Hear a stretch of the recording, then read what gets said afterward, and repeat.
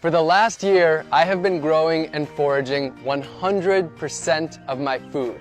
No grocery stores, no restaurants, not even a drink at a bar.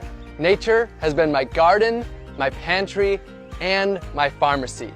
I'm here in Orlando, Florida, and this abundant garden that I'm standing in right now, this was just a lawn like that when I started.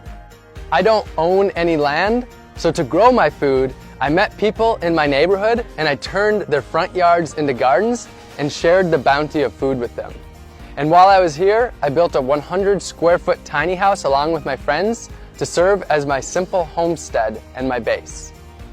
In my gardens, I grew over 100 different foods, dozens of different greens packed with nutrients, sweet potatoes, yam, and yucca for my caloric needs, delicious fruits like papayas and bananas, pumpkins, carrots, beans, and beets, so many vegetables, and herbs and peppers to flavor all of my meals. And I also raised bees so that I could have my own candy shop right in my yard.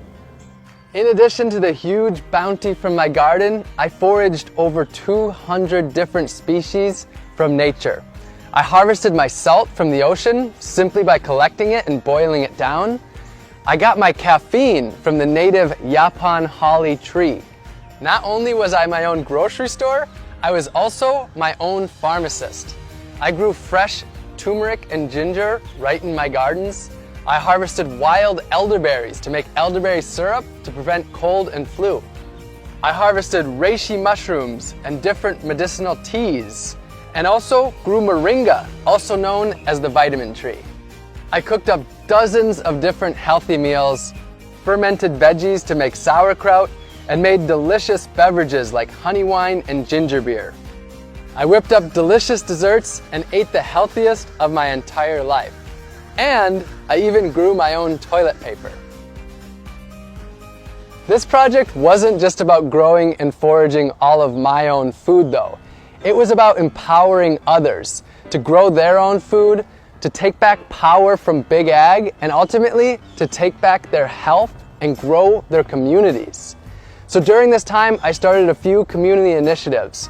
We built 15 gardens for the people, planted over 200 community fruit trees, and sent out over 5,000 free seed packs to help others grow their own organic, healthy food.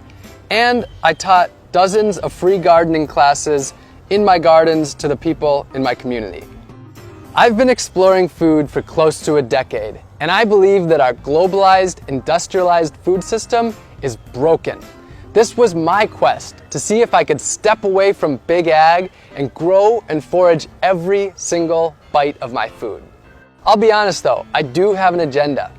I want you to question your food. Where did it come from? How was it grown? How did it get to you? And what was the impact that it had on the earth, other species, and the humans that grow that food?